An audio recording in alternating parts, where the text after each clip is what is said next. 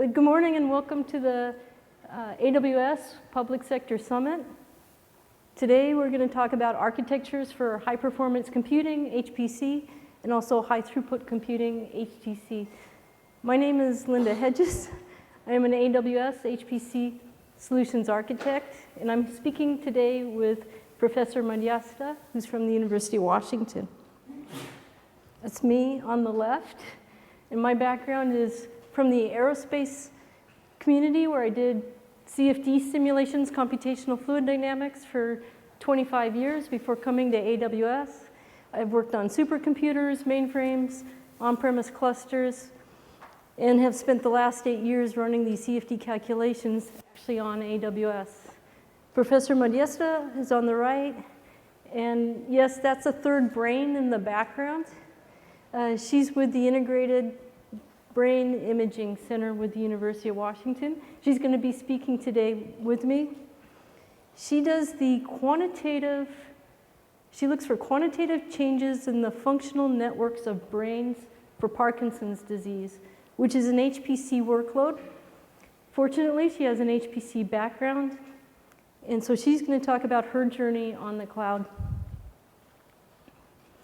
In general, this is what we're going to talk about today. First, why use AWS for HPC? Why do I think it's such a great platform for performing these HPC workloads?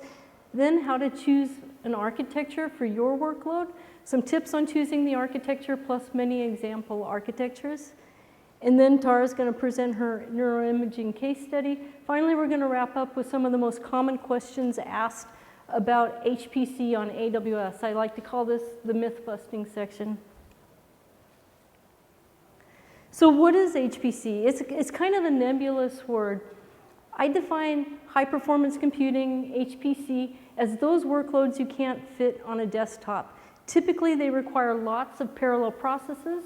Those processes may be in communication with each other. They may be serial. And there's usually tens to hundreds to thousands to millions of the processes. There are two main categories of HPC. There is high throughput computing, HTC, and then there is HPC, which is also a little bit confusing. These are the tightly coupled workloads where there is communication between the processes. Looking at HTC for a second, again, independent processes, when one starts and another finishes, doesn't really matter to the overall simulation. Once you've processed your tens of thousands or a million iterations, you can then post-process the result to get the data that you need. As there is little network communication between the processes, it's much more flexible on the infrastructure that you can pick. Your node sizes can vary. Your network is not critical. Generally, these single processes run independently, but occasionally you have nodes that are run independently using MPI to multi-thread on each node. And this is what makes high throughput computing separate from the tightly coupled HPC workloads. HTC workloads are also called embarrassingly parallel, pleasingly parallel, and grid computing. In contrast, you have the tightly coupled workloads where the compute nodes say must be similar, the network must be fast, and this is because the processes are working all at once together in lockstep to produce the result. These workloads are typically based on MPI.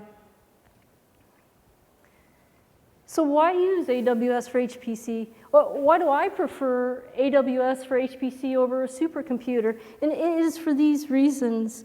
First, there's any number of architectural options. You can pick the memory to compute node that you want. You can get the storage just right. You can use a scheduler if you want, or not use a scheduler if you don't want to. That's my favorite part. You can use any operating system that you want to. We have Amazon Linux, which is optimized for the AWS environment, but we also have Ubuntu and SUSE and all the major Linux brands. You can use Windows HPC if you prefer that. There are extensive deployment options, SDKs and all sorts of flavors from Ruby to Python, Java. You can deploy a cluster from the console if you prefer that. Or most HPC people like to script in Bash with the AWS command line to launching their capability. And finally, we have CloudFormation templates, which will let you deploy your capability all at once, and you can put it under version control if that's of interest. We have lots of other non-useful, we have lots of other non-HPC useful services. For example, DynamoDB, you can store your metadata in DynamoDB. You can post-process quickly your result, and you can put that result in DynamoDB. That information is an unstructured database. That information is available easily. You can use Amazon CloudWatch. We have customers that take their convergence residuals from their calculations, they pipe them into CloudWatch, and then they can see how their runs are doing on their cell phone while they're eating dinner. Yes, you know you're that compulsive about it. And send yourself an email if your case is blowing up. And we have other services like auto-scaling.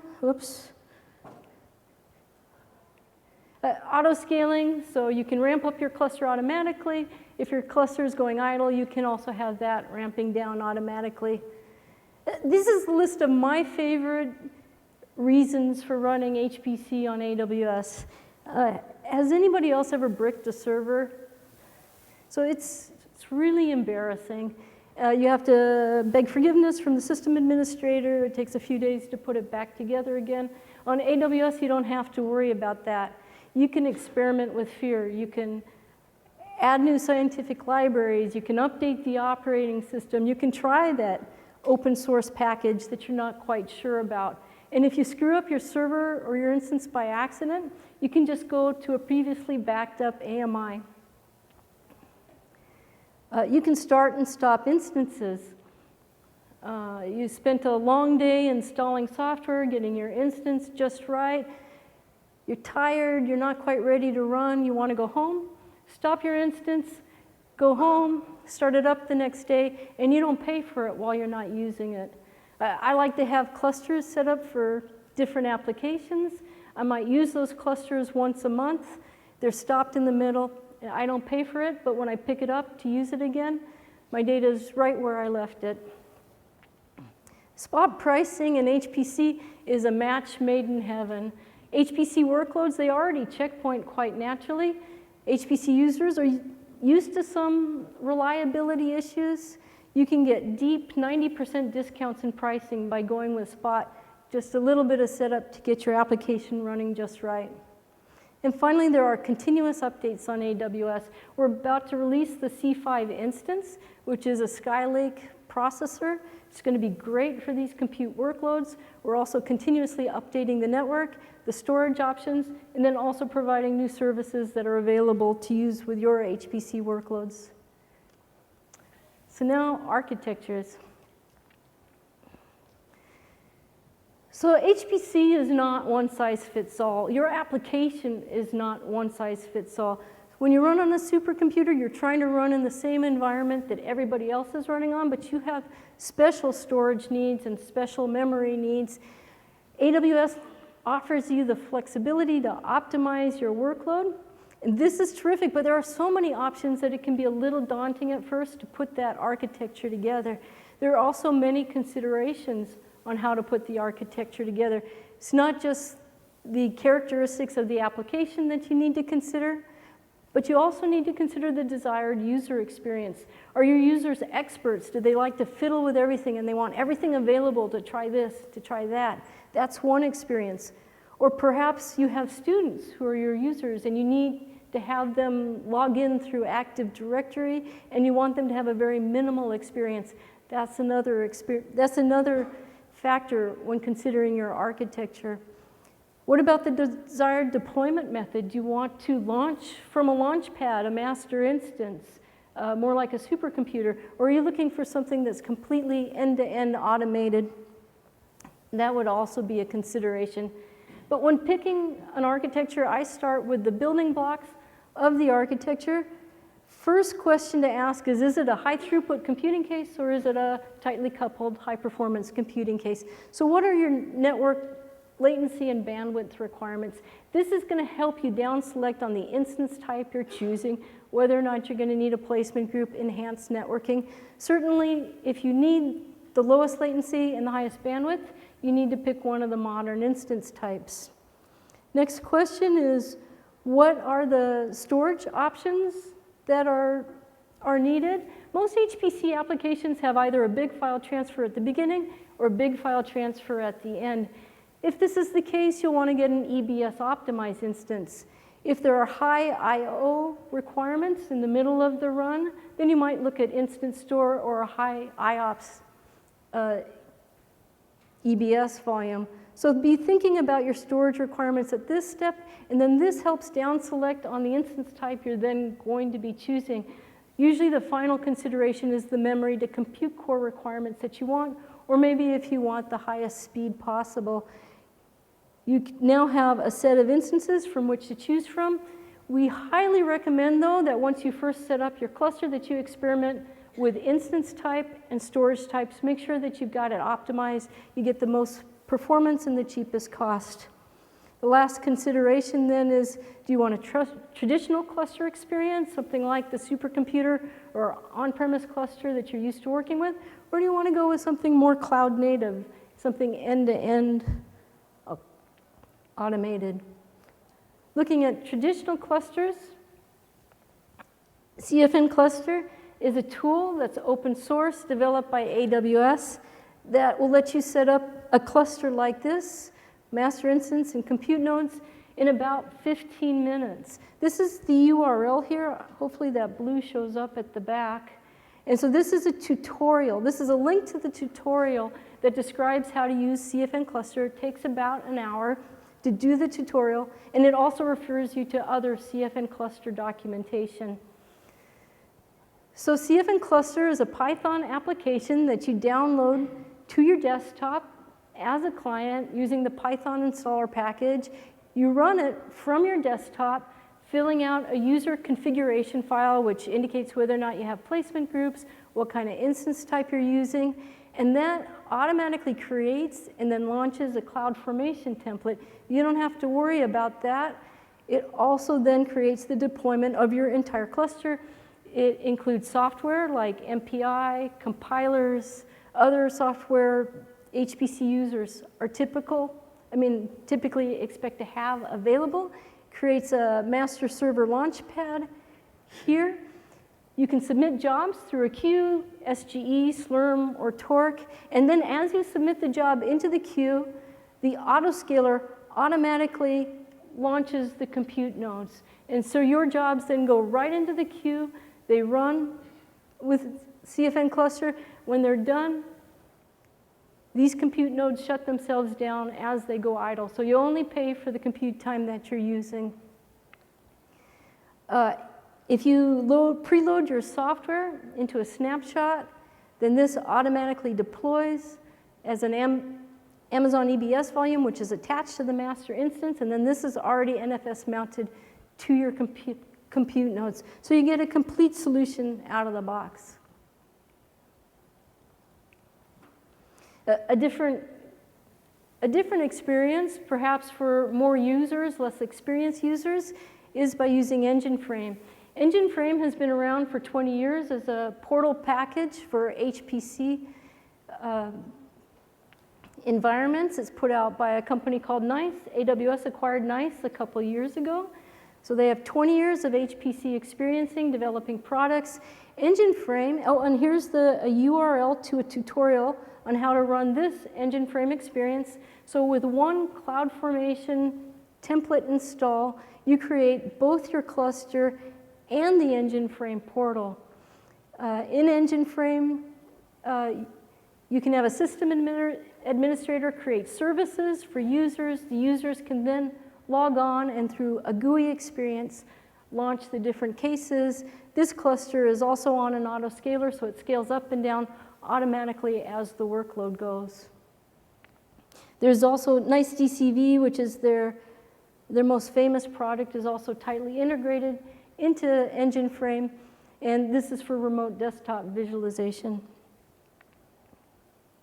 Alces Flight has a product in the marketplace There's a community version, which is free on top of the AWS costs, and then they also have a supported version.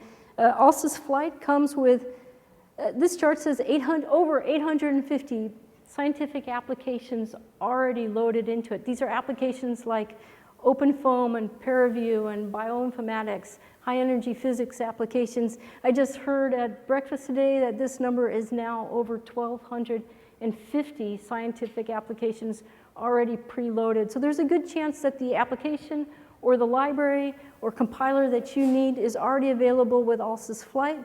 You also get a cluster experience, which can be driven with the Alces Flight command line interface.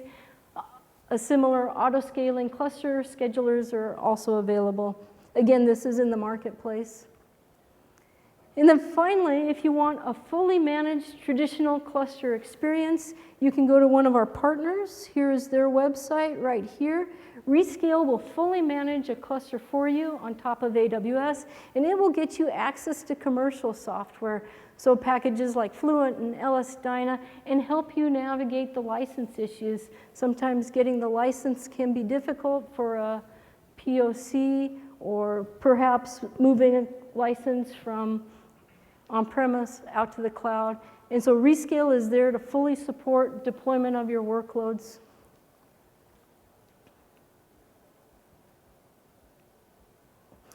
Cloud native is a term which is almost as difficult to define as HPC is, but by using cloud native capabilities, things like S3 and Lambda, tools that are not available on-premise, you can create an HPC capability that is highly available, fully automatic, and reliable. And that makes it cloud native. For example, S3 is our storage option. Highly available, you can access your files from on-premise, from your compute nodes equally, or from your master instance. You can deploy cases with Lambda. Lambda is our serverless compute capability. So if you have a job that's less than 5 minutes, unfortunately, there's a 5-minute limit right now, then you upload your script to Lambda. Oops.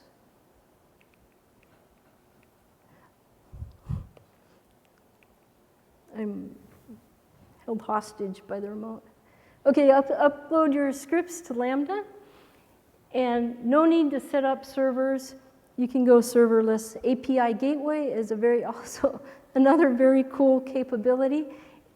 You can write your HPC setups, integrate it with API gateway, and then you can deploy your HPC calculations with a URL.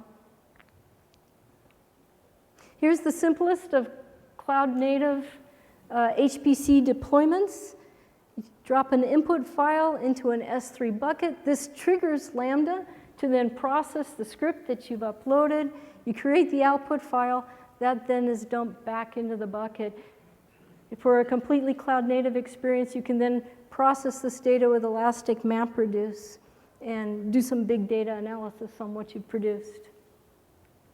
Here's a more complicated genomics cloud-native environment.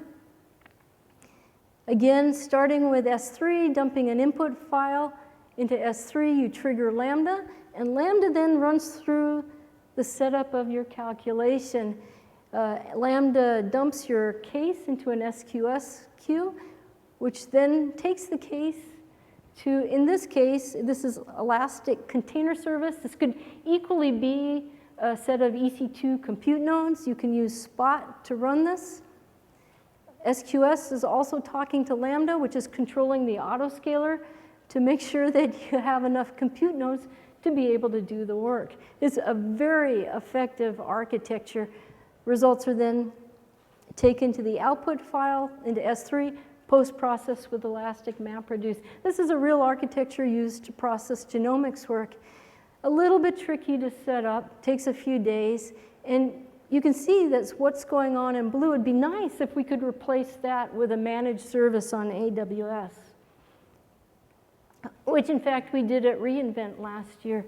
So now you can use AWS Batch for this portion of the workload, taking work from S3, dropping input files into S3, triggering Lambda. Lambda then sends the workload to AWS Batch. Batch sets up the computing infrastructure for you, lets you create queues, dependencies, processes the work, takes that work then to output files, which you can then do further analysis on. So introducing AWS Batch, container-based service, all the primitives are there, lets you concentrate on your workload and less need to set up AWS infrastructure. Oops. So I've just run through some architectures, both traditional and cloud native, that can be used on AWS. Professor Madhyastha is here with us to talk about her cloud journey.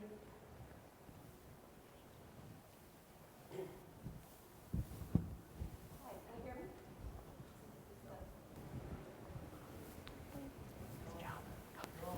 I'm on? Okay, thank you very much. Okay.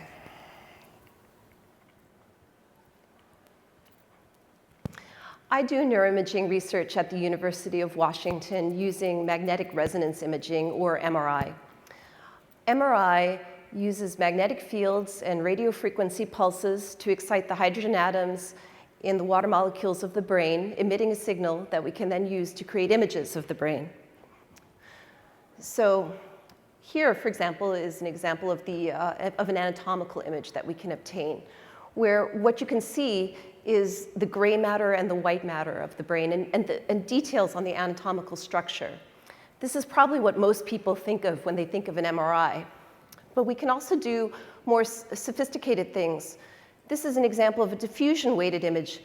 These three images are very faint. But what we can do is we can record the diffusion, the directions of the diffusion of the water molecules in the brain, and use that information to reconstruct the white detail about the white matter pathways of the brain, looking at how the gray matter is connected. And I'll show you an example of how we do that. And these are used for research in neuroimaging. Once we collect these images, there's a lot of processing that's involved. And I'm going to give you some examples of processing pipelines for these two types of images. This is an example of a structural workflow. It's called FreeSurfer. It comes from Harvard MGH. And what this pipeline does is first remove all of the non-brain parts, because we don't care about those. This is called skull stripping. And then it delineates the cortical ribbon. The gray matter is a sort of a ribbon, or it's a sheet on the surface of the brain, and the measurement of the thickness of that sheet is called cortical thickness. There's also subcortical structures, and those are delineated by this pipeline as well.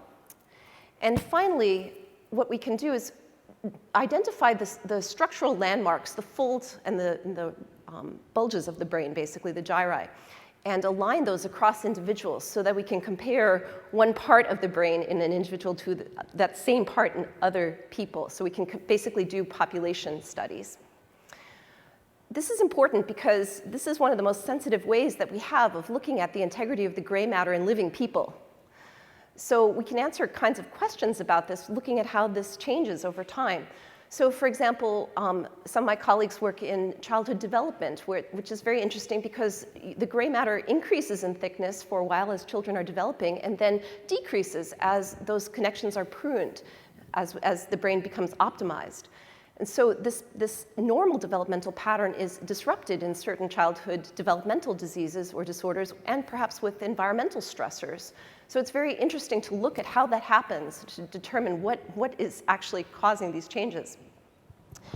One of the parts of research that I do is in Parkinson's disease, and the Pacific Northwest UDEL study that I work on is looking specifically at genetic risk factors for Parkinson's disease and how different areas of gray matter might be changed because of neurodegeneration in different ways. And this leads to looking at more personalized ways of treating these kinds of diseases. So this type of research question is very important to us. This is another example of a workflow from the diffusion imaging. So what you can do here is you can reconstruct sort of a coarse representation of the white matter fibers of the brain. And this is an example of this. So these fibers here, they're not really fibers, they're representations of the connections. But what you can do is, with the parcellation, perhaps from FreeSurfer, as I showed before, you can look at different areas of the cortex, and you can look at the connections between one area to all other areas of the brain and construct kind of a graph, as shown in this picture, where you have sort of an all-to-all dense graph of the brain.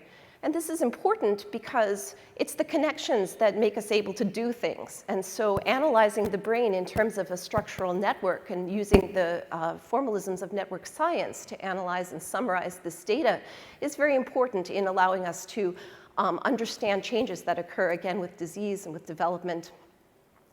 Another thing that we can do is we can look at the all-to-all connections of each region of the brain to all others, and look at the similarity of that, and then group those into cortical functional regions. And that's important because these regions differ across individuals, and this gives us insight into individual differences. This type of processing is highly parallelizable because the connections from one area to all others is completely independent of each other area, but the whole processing to create a graph like this takes approximately 36 hours on a modern workstation. And the FreeSurfer pipeline that I showed before takes approximately 8 hours on a modern workstation. So these processing pipelines are measured in terms of hours. I should also say, too, that a typical study would involve maybe 50 to 60 people, 50, 60 brains. However, there is a growing movement in neuroimaging to release large-scale data sets that involve thousands of people, because you really need a lot of people in order to study these kinds of questions. So we need to be able to analyze perhaps up to 1,000 to 2,000 brains right now, and in the future, probably more. And this is the type of hardware that we have available in our lab. So we have desktops, which are pretty limited in power, and we use those for interactive work, looking at images, running pipelines to see if they work, developing those things. A single investigator who has a project that would maybe acquire 50 to 60 people might have a workstation, which might have, say, 24 to 28 cores. This is what we have in our lab. And they would use that for running most of their daily processing. We don't use right now a cluster, but we do have available to us at the University of Washington the HIAC cluster, which is their HPC solution. And I'm assuming here, for purposes of comparison, that we look at, say, having about 10 investigators worth of workstations of a cluster, so something like 240 cores. So it's sort of modest compute power there. The issue here is that we want to be able to turn around our scientific results and get those results before we forgot what we were trying to study. So basically, more than a weekend is kind of too long to think about waiting for these results to come in. I mean, we're actually really rather limited in what we can compute in a reasonable amount of time. So this slide shows you what we can basically do. And you can see here that these numbers, 8 and 1, 192, these are not in the thousands. So the only type of analysis that we might be able to do on the numbers of people that we'd like to would be something like FreeSurfer on a cluster. But that certainly falls well short of being able to do tractography. And this is just one type of analysis. There's many, many other types of images that we obtain and many more analyses. So even though our workloads are parallelizable, they're very high throughput workloads. They don't require communication, but we fall short of having the resources to execute them. And this is what, just to bring the point home, this is kind of what most of us have. So we looked at whether it made sense to purchase hardware. And this is a graph showing what the cost is for the different platforms that I described in our environment, in our university environment, which is somewhat subsidized. But still, you see that the cost of a cluster is higher than the cost of a workstation, which is higher than a desktop, largely because of the infrastructure necessary to house the computing resources and the system administration overhead in managing them. Shown here in horizontal lines are the on-demand price for a C4 instance for comparison, and for a spot instance of the same type from a little over a week ago. So the takeaway from this is that it never makes sense for us to use our cluster. The workstation is cheaper than on-demand pricing for Amazon, but at 45% utilization. So the utilization goes from highest to lowest on the x-axis. And so we never really reach 45% utilization. That's a lot. So especially for these sort of bursty workloads, we don't see that in sustained use. And the cost of a workstation is always more than the spot pricing, at least for that one time that we measured over a week ago. But you can see that it comes in very favorably. The desktop is very cheap, but of course it doesn't do very much. So that's just that. So we set about trying to figure out how we could use Amazon Web Services to run our workloads, our neuroimaging workloads. And we did this in the form of a benchmarking experiment last summer. What we did was we configured specific instances to run our applications and benchmarked extensively a bunch of applications on M4 and C4 instances. Our architectural decisions, like Linda was describing the architectural decisions that one makes, and thankfully they were rather simple. Because we have very high throughput workloads, we didn't need to worry too much about the networking. Our storage needs were actually rather small too. The data are small and the outputs are small. There's a lot of in-between products, but we just used EBS storage and that worked quite well for us. We knew that we were very computationally intensive, so we used M4 and C4 instances. We weren't sure about exactly what kind of memory requirements we'd have on different data sets. And one of the things that we care about quite a lot is looking at the variability of execution. We wanted to know whether we could run things locally and use that execution time to predict what it would cost us to run this on the cloud. And so we specifically looked at that. One of the things that made this very easy for us was the existence of CfnCluster. The CfnCluster looks exactly like the clusters that we are used to running things on.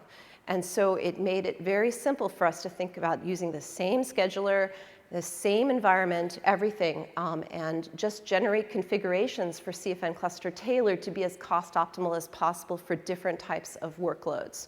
And that's the approach we took. The fact that it supports spot pricing is actually what made it affordable, all right? So that was very, very helpful. I'll just show you one results of some benchmarking, and this is for the FreeSurfer application.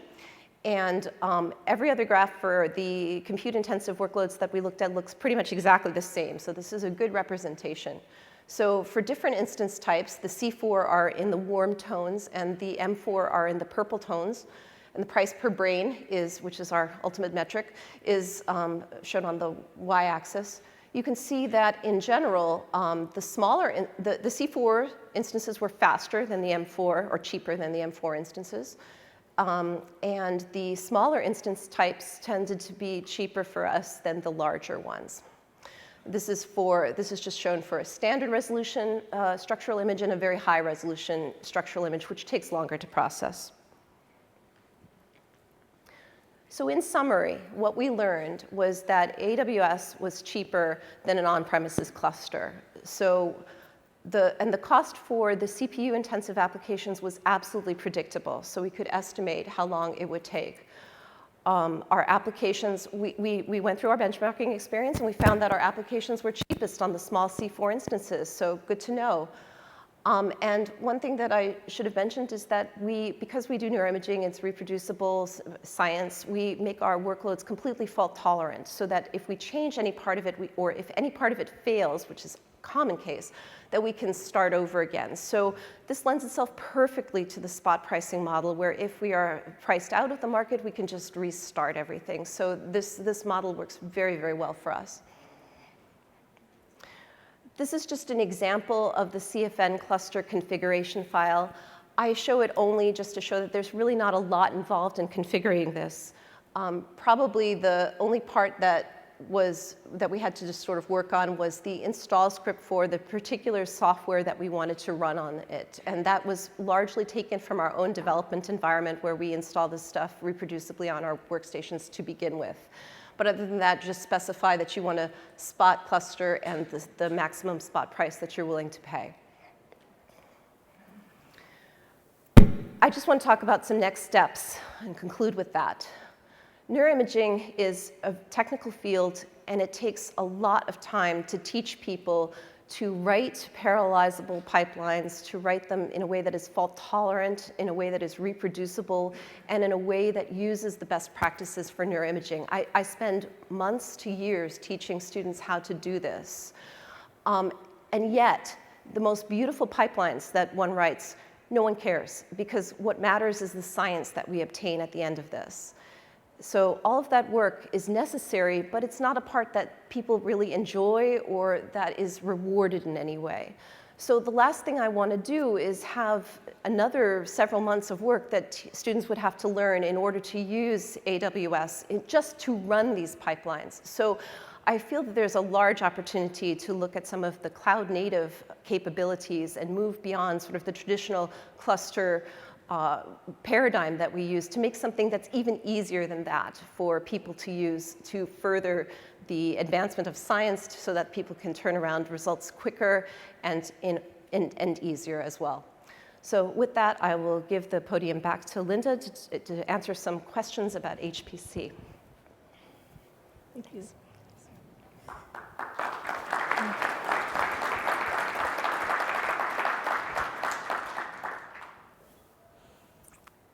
So these are the most common questions that I'm asked about HPC on AWS. These are actually the answers to the questions I'm asked.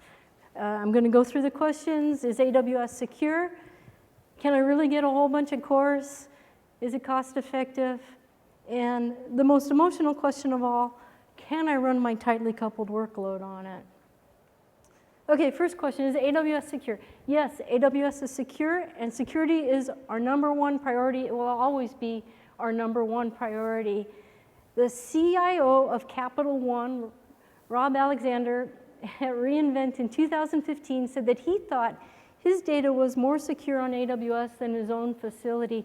You're probably saying, why do I care about a financial company? I want to do HPC. I have science. Financial companies, for obvious reasons, suffer the greatest cyber attacks of any industry. What we provide for Capital One, we provide for all our users. The next question when it comes to security that's asked is, can I run ITAR workloads there? I have to care about ITAR. And we have a GovCloud resource where you can run ITAR workloads.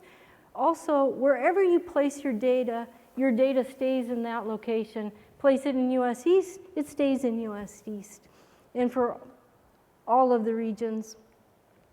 We do have a shared responsibility model for security. AWS is responsible for the infrastructure. We make sure that the network is separated, the computational and storage resources are isolated. We take care of the security all the way up through the hypervisor, but the users are responsible for the security of their applications. If you open up your password, we're not checking your instances for that. So users are responsible for the applications. AWS is responsible for the infrastructure. And yes, you can go massively parallel on AWS. For HPC applications, the tightly coupled applications, this means thousands of cores. We have HPC tightly coupled applications running into the 1,000, 6,000, 7,000 cores. For HTC, though, we're talking about 50,000 cores, 100,000 cores, and that is available on AWS. And then, of course, we have users that do both. We have CFD users that run hundreds of CFD cases on 500 cores each in a night. Oh, wrong way. This is my favorite high throughput computing application. This is showing Fermi Labs achieving 58,000 cores in the hunt for the Higgs boson particle. So at CERN, the Large Hadron Collider puts out the data, and then laboratories around the world are post-processing that data. Fermi Labs set up to be able to post-process this data by bursting onto AWS using spot pricing. And they posted while they were doing it, they posted here the jobs, number of jobs running versus the time, and here are the number of cores that are running versus the time. So in real time, they showed people how many cores they were using on AWS. And you can see right here at this time, there's a huge fall off as they go from 40,000 cores to 0 cores. Now, I don't really know why that happened, but I imagine it happened because their spot bid price was exceeded. They didn't want to pay for the cores anymore. So they got off, reduced from 40,000 to 0 cores like that, waited for the spot price to come back down, and were able to then relaunch back onto over 40,000 cores, ultimately going to 58,000 cores. Pretty massive application, reduced their workload from 6 weeks to 10 days. AWS is cost effective. We have 3 pricing models. The first is on demand, where you pay a low price, but there is no commitment. You pay by the hour. You only pay for what you use. There is also the option to use a reserved instance. You can get 3-year reserved instances and achieve a 60% discount on the on-demand pricing. We're about to release the C5 instance type. Might be a great time to get a 3-year RI for the C5 instance. It's going to be a great processor. It will certainly have at least 3 years of life in it. And then there's spot pricing. Spot is just amazing for HPC in a very natural application. So HPC workloads are already checkpoint quite naturally. They don't run for long periods of time. It's not like you're hosting a web server for months at a time. You get on the computer, you get off. You can check the spot pricing history before launching to get a sense for a volatility in a particular availability zone. Spot pricing works very well for HPC, and I encourage you to look at it. TLG Aerospace moved from another cloud provider to AWS by using Spot. They were able to save 75% over their previous prices.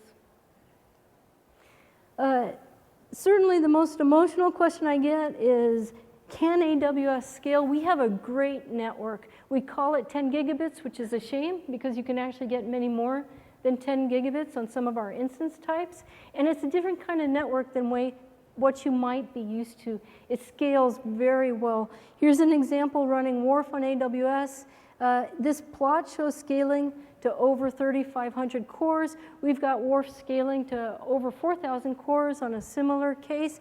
This is the number of cores here, and this is the scale up here. This is a measure of how fully you're utilizing the cores as you increase the number of cores. Here's another example, scale up for ANSYS Fluent. This is their typical POC benchmark case, 140 million cell computational fluid dynamics calculation. Over here again you have the number of cores. This here is the scale up, unfortunately in measures of 288. This is on their website. You can go to that URL and read about this blog. But you can see the difference between ideal scaling here in the green line versus the orange line. AWS does quite well, up to 2,000 cores for this case. We actually do even better at lower core counts where most people run. Most people run these cases 500 to 600 cores. The non-blocking network that AWS has means that you are not your own noisy network. You run on some other network fabrics. You're going to discover that you are your noisy neighbor when you're down here where most people run. Common question is where to get started. This is the Research Cloud Program Handbook. You can download it by going to this URL here. You have to enter in your email address, and then you can get access to this 150-page manual that will walk you through setting up clusters, help you also with budgeting issues. With HPC, especially important not to overrun your budget, so there's some tools there for staying within your budget. And this is my favorite place for learning about AWS. If you have a 15-minute coffee break, you can go to this page here, and these are the 10-minute tutorials. You can learn about all different of AWS capabilities at this website. If you scroll further down, you can get to the projects, which are more like 1-hour tutorials, and that's where the CfnCluster tutorial shows up. So we've talked today about architectures and then the neuroimaging case study. I think we have time for a couple questions. How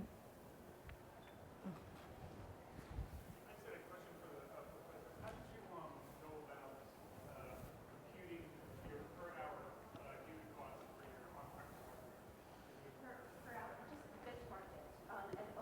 cost, per se. What we did, I'm sorry, I should have mentioned that we amortized out the cost of the workstation over 5 years, all of the hardware, and factored in the cost of racking it at the university facility, the same one that Hayek is racked at, and a cost of a 5% system administration overhead, which is, in addition to the setup things. So pretty straightforward. Yeah.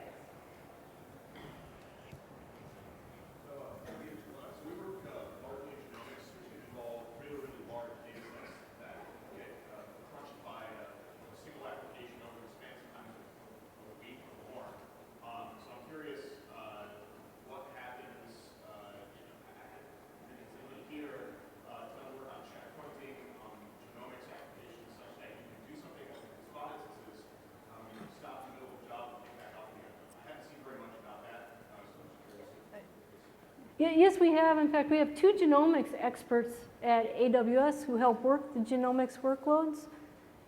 We'll actually have one of our genomics experts be the Alces expert station in South That's here.